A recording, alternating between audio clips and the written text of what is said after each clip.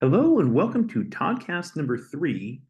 Uh, we did Lewis structures and connectivity and just getting the groundworks of how atoms come together in a molecule in the previous example. In the very tail end, we finished with bad structures that had too many bonds or too few bonds to some of the key atoms we worry about. And so want to start off this podcast saying that those structures are possible, but they have what's known as a formal charge. So again, I'm going on the assumption that if you're watching this, you have possibly seen this, and in fact, most likely seen this in a previous chemistry class. So it's something you've seen. I don't know if it's necessarily recalled because I don't know how much we retain from our classes. But assuming there's a little bit of familiarity, I'm going to go slow in the first example and sort of pick up the pace shortly after that. So, formal charges. Formal charges occur on an atom or a molecule, and we're going to focus on an atom overall. So there's or atom positioning charge, but the overall charge is going to be the sum of the individual atomic charges. So the formal charge on each given atom or the charge on a molecule, we're going to consider both and how they work together. So for instance, the molecule NH4 plus, known as ammonium, has four H's attached to a central nitrogen, which violates our octet rule. It violates our honk rule. Nitrogen only wants to have three, one, two, three.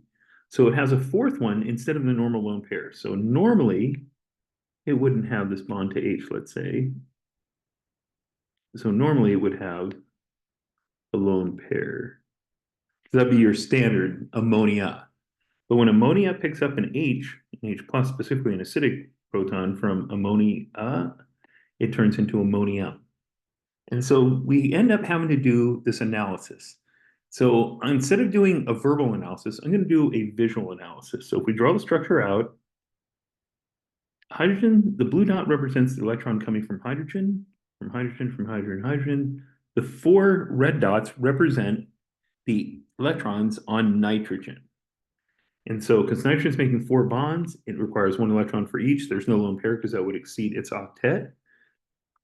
So overall, we have four. So I want to consider where that charge is located. I'm going to draw spheres around every atom that will contain the electrons that it originally had before forming bonds. So this bond between nitrogen and hydrogen is one electron each, making up the covalent bond of two electrons. Same is true here. This electron of nitrogen with that electron of hydrogen, that electron with nitrogen with that electron of hydrogen, and that electron of nitrogen with that electron of hydrogen. So originally, each hydrogen has one electron, and that's what it's supposed to have. It's a 1s1, so that's fine. But nitrogen is off. Nitrogen normally has five. So in this case, that sphere of influence that we drew, that circle, inside of it, it has four electrons. So nitrogen is supposed to be 1s2, 2s2, 2p3, meaning the valence shell is five electrons. So it only has four. So the formal charge is the difference of these two. So it has one less electron than expected. So it's going to have a +1 charge. So if you do the simple subtraction of what it normally has minus what it actually has, in this case, 5 minus 4, you'll get a +1. So that's going to be its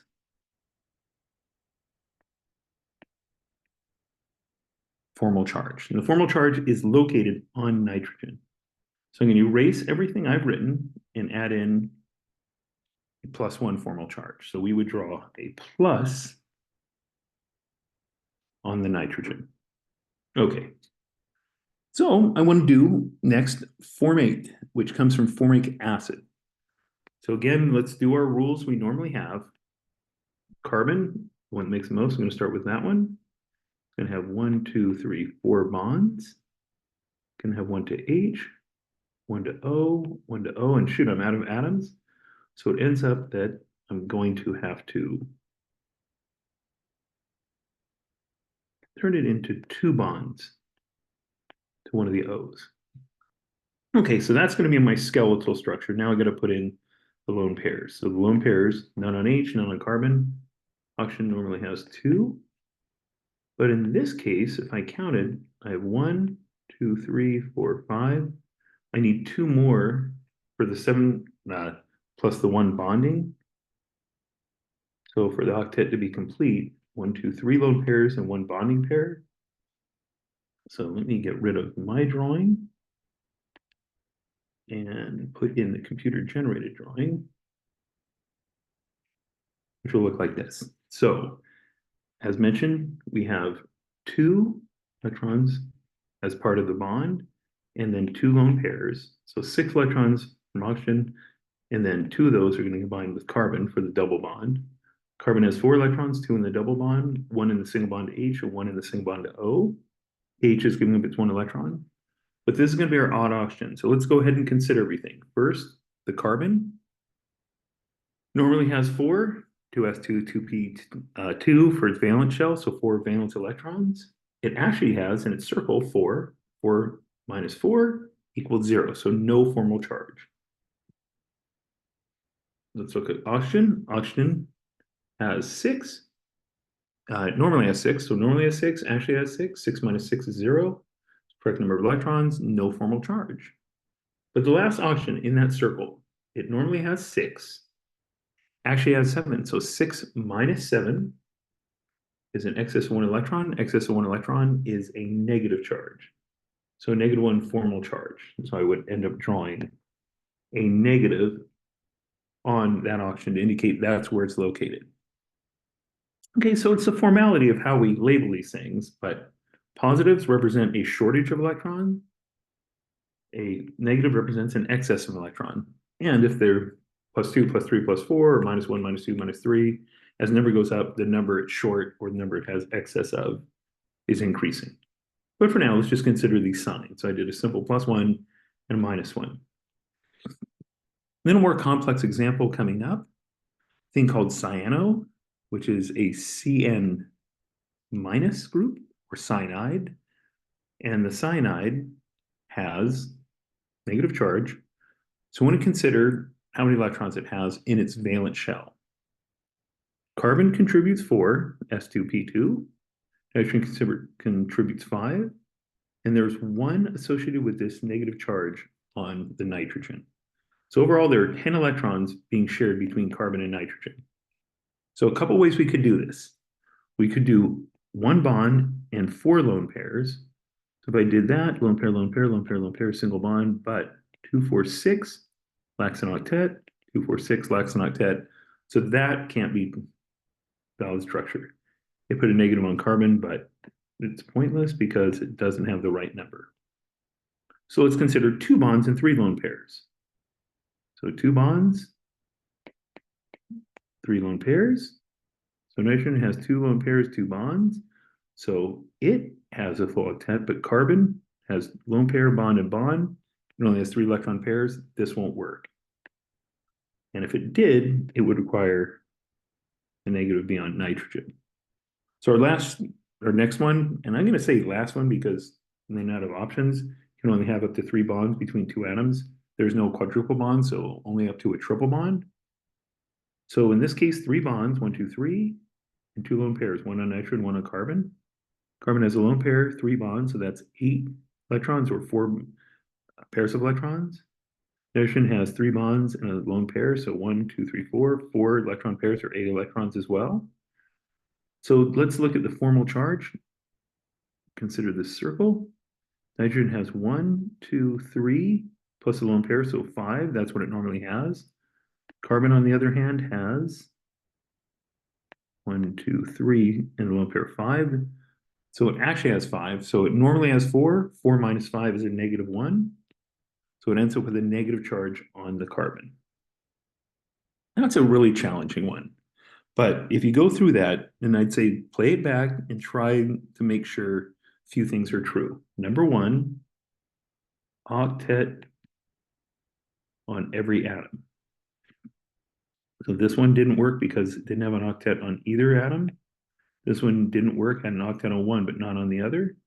This one works because it has an octet on carbon and an octet on nitrogen. So it's a pretty tough one to draw. So to celebrate that one, going to toss out another tough one, carbon monoxide. So this will be an interesting one because very similar to the example before, 4 electrons in the valence shell of carbon, 6 electrons in the valence shell of oxygen. So 4 plus 6, giving you a grand total of 10 valence electrons. So we're going to actually go through the exact same process we just did, except C and O instead of C and N. So if I did one bond, wouldn't have enough octet. Did 2 bonds, one atom would have an octet. So it's got to be the same thing that we just learned over here. It can only happen if you have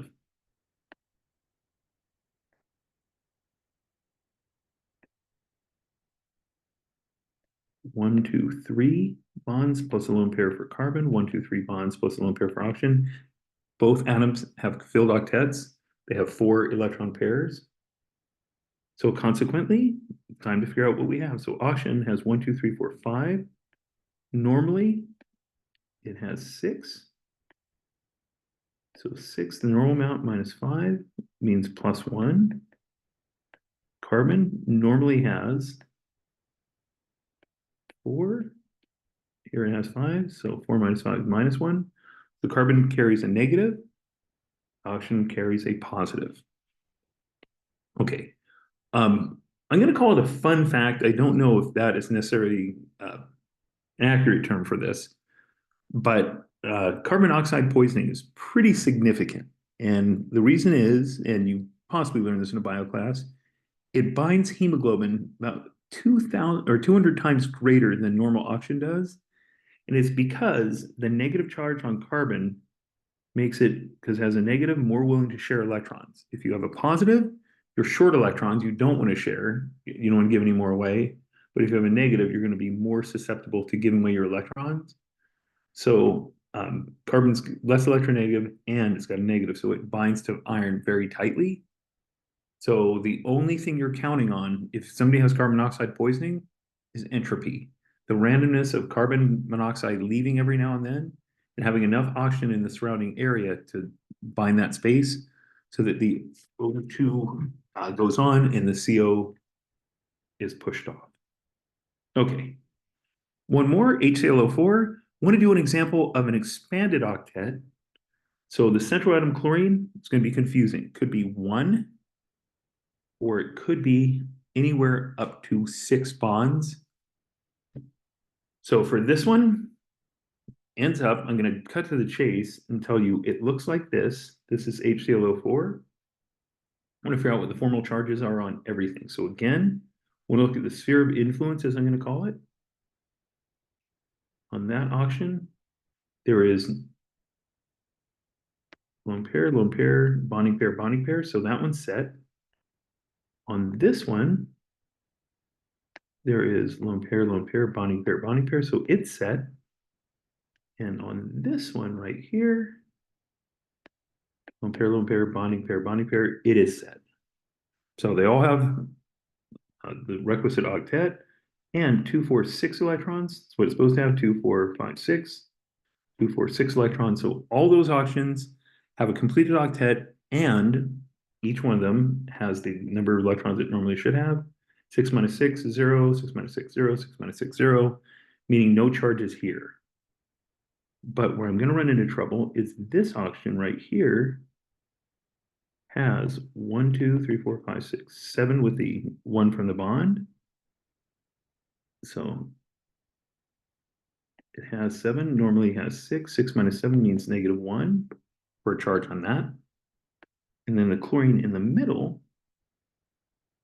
has 1, 2, 3, 4, 5, 6 from the bond. So let me just mark them. 1, 2, 3, 4, 5, and 6. So it normally has 7, but it actually only has 6. Positive 1. So chlorine actually is short 1 electron, so it has a positive 1. So let me erase various circles and put the charge in. You can send that back, or hopefully took good notes on this. But you end up with a negative charge because there's 1 extra electron, an oxygen, and a positive charge on the chlorine. Okay, what's known as formal charges.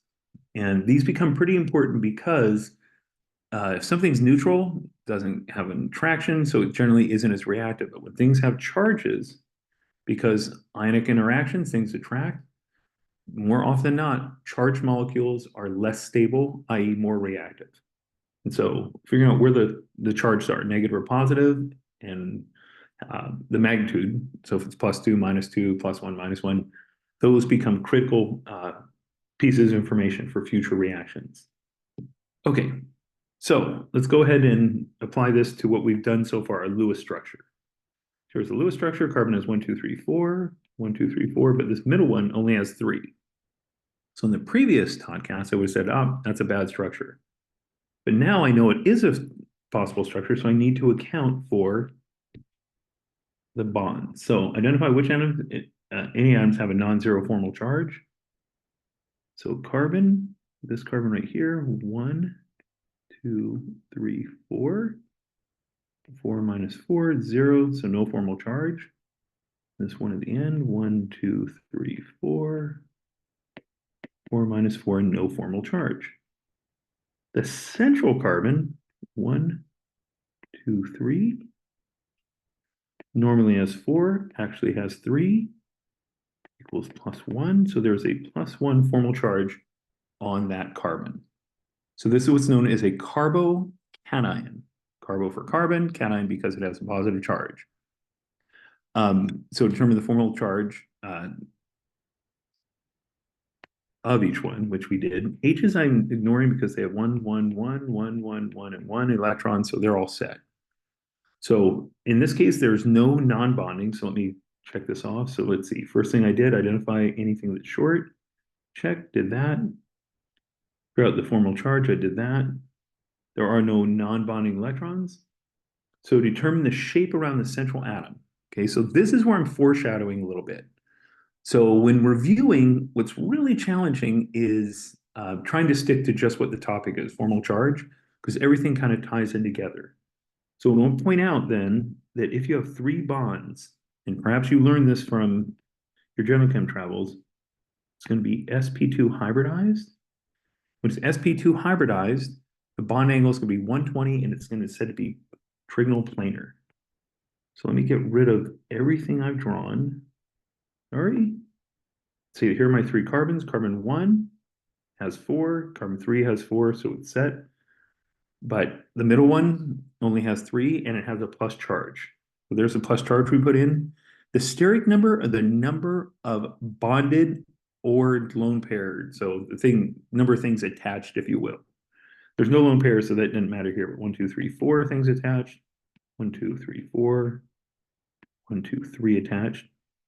If you have 4 things attached, or a combination of 4 things plus lone pairs, you're tetrahedral. So if I want to draw this out a little bit better, I'm going to draw my terminal carbons, carbons 1 and 3 as listed. Sending 1, some coming back, some coming forward, some coming back, some coming forward, and H, and then the bond to carbon. The straight line represents something in the plane, dashed lines going back, bold line coming out. Dashed line going back, bold line coming out. So both of these structures are tetrahedral. Short for that is TD. Both these carbons have tetrahedral geometry.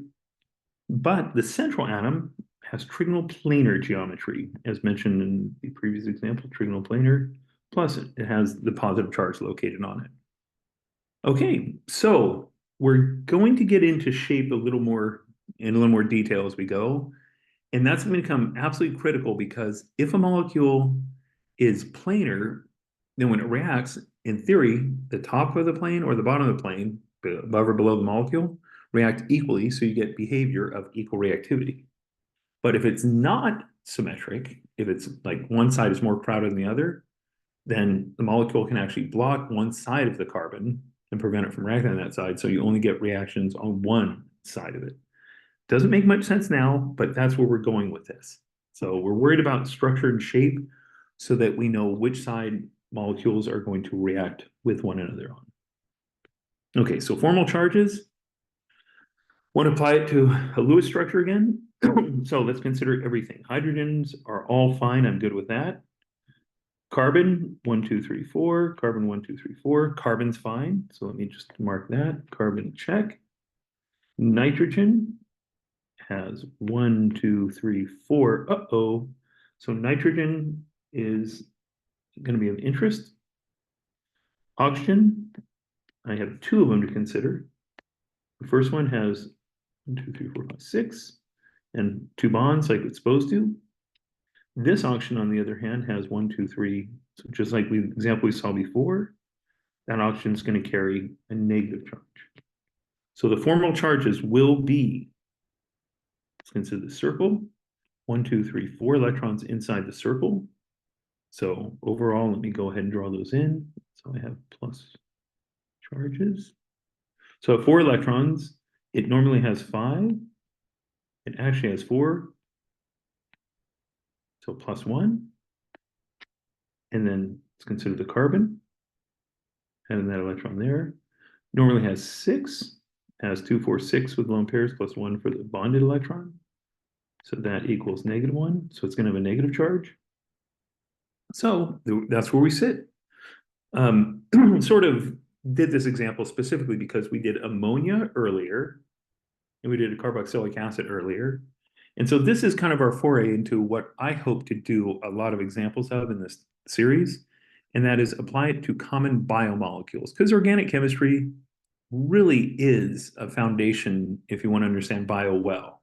If you have a good understanding of organic chemistry and how the molecules work, your bio understanding will go way up. It'll be just easier to see how molecular biology works, how molecules interact. Biochem absolutely requires this understanding. So I'm going to start early if I can. So I gave you what's known as an amino acid. It has an amine and an acid end. It's protonated on one end, deprotonated on the other. That's how amino acids actually naturally exist in water-based or aqueous solutions. So just for a little extra piece of information, the molecule we just did is known as glycine.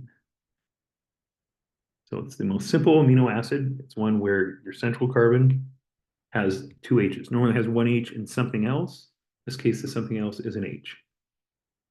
Okay. So same table we did yesterday, but now for, well, not yesterday, but last Toddcast. But this time want to just show what goes on in charged species. So carbon normally wants to make 4 bonds. If it only makes 3, there's a couple possibilities. If 3 with no lone pair, then it's going to be 1, 2, 3 bonds. It'll carry a plus charge, 3 bonds. So it could be a case where you have 3 single bonds, 3 sigma bonds and a plus. Could be a double and a single. Or technically, it'd be really hard to make this happen, but we could actually have a triple bond, but we're not going to see that in this class. So I'll put it there as a theoretical one, but not a practical one.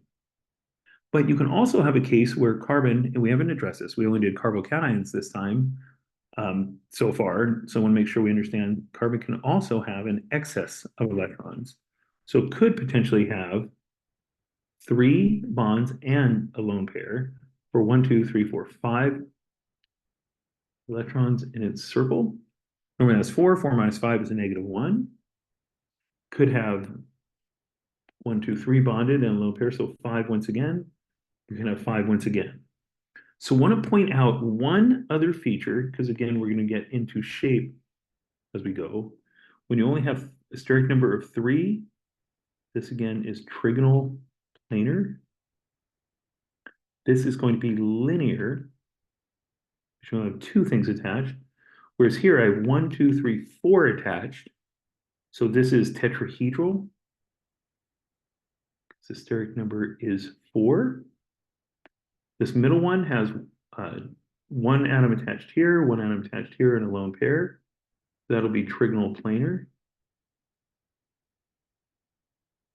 And this one has a lone pair and 1 atom attached there, so this will be linear. So in the midst of our review of structure, that also will include understanding shapes. Okay, I'm going to erase everything and click on to nitrogen. So let me erase and focus on nitrogen. So nitrogen can have a shortage of an electron where it forms a fourth bond. So again, just like over here, tetrahedral, just like over here, trigonal planar. This one's called bent, but trigonal planar electronic geometry, and then linear. So notice the similarity between that structure there, and that structure there. Lone pair is replaced by a bond.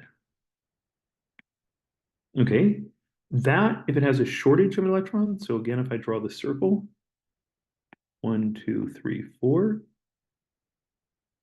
normally has 5, only has 4 here, so a +1 formal charge. Same thing here and here. But occasionally they can be negative. So overall, it has 1, 2 for the lone pair, 3, 4 for the other lone pair, 5 and 6 for the bond. So it normally has 5 minus 6, so it's going to be a -1. So not as common, but want to go back to a nomenclature term. So you're going to learn we learned this is a carbocation. This is a carbanion, carbocation, carbanion. But when it comes to nitrogen, we actually have names. So ammonium is when it's 4 H's. So ammonium salts, alkyl ammonium salts will refer to whenever nitrogen carries a positive. So EM, just like it's true with a metal, sodium, potassium, lithium, etc., ending in IUM refers to a positive. Well, negatives end in IDE, like chloride, hydroxide, oxide. So these are called nitrides. So, and we'll get into that as we go. And I guess what we're going to ultimately call them when we use reactivity, they're actually called an amide. I apologize. That's a name I want you to actually know. So amide, and for whatever reason, chemists, I guess every science does it, but we do it in a more frequent way than we should. We give you things that just are, I don't know, excess or over the top. So the word amide refers to when it's N minus. If you see the word amide spelled the exact same way, AMIDE, that can also mean part of an amino acid, a portion of it. So you're going to see this word pop up again. I just want to make sure I'm pronouncing it amide to emphasize that IDE meaning has a negative charge. Okay, on to oxygen. So just like we did with the nitrogen and carbon, 1, 2, 3, 4, 5. Normally has 6. 6 minus 5 would be +1. And then tetrahedral, in terms of electronic geometry, trigonal planar in terms of electronic geometry, and linear in terms of electronic geometry, just like this one. So this match here, which matches here. Notice these look really similar. So carbon normally has 4 valence electrons, add 1, it's 5. Oxygen normally has 6, take 1 away, and it's 5. So similarities match very, very closely. Oxygen, if it's negative, it pretty much can only have a single bond, because if it has 2, 4, 6 lone pairs and 1 electron there, you can only make 1 bond. So we're not going to worry about any other possible structures. So these are our formal charges, which I think you've probably seen before, but just in case, make sure you have this table mastered. Going to give you one last example, and this is going to be foreshadowing for what we're going to do. So normally, I've been doing Lewis structures with 90-degree angles between everything, draw them straight. But to emphasize three-dimensional aspect that we'll go into, sort of hinted at it just now, just want to make sure that I have that. Those bonding electrons come together. I have a lone pair, which I'm going to represent like that. I have a bond. I have a bond. And I have a bond. So this structure has everything fine here, everything fine here, everything fine here. Oh, I was tricky. Ends up there is no formal charge. But if we deprotonate it, so if I go from acetic acid to acetate, this is where it's going to become important. I had, let's say, the original lone pair that was on there. But when I deprotonate, I'll get a third lone pair, and it goes from acetic acid to now normally a 6, actually a 7, so a -1. Make that more clear. So if it's acetic acid, it has an H because acids have an H. And if it's acetate ending in ATE, then it has a negative charge. So ates, ites, and ides carry negative charges. Okay, so we are done until the next podcast. So thank you for playing along. Hopefully you were able to take good notes, and they'll remain review over the next few as well, but it's going to pick up pace fairly soon. So I will see you at the next podcast. Bye.